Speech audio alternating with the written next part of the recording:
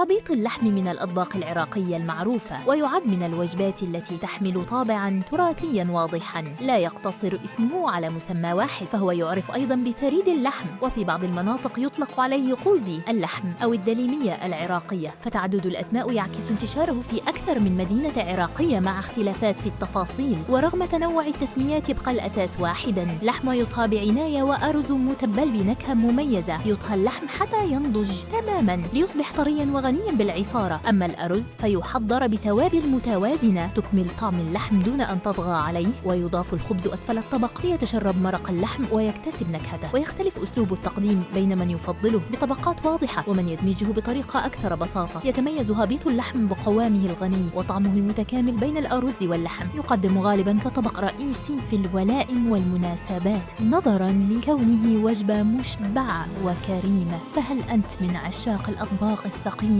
أم الوجبات الخفيفة؟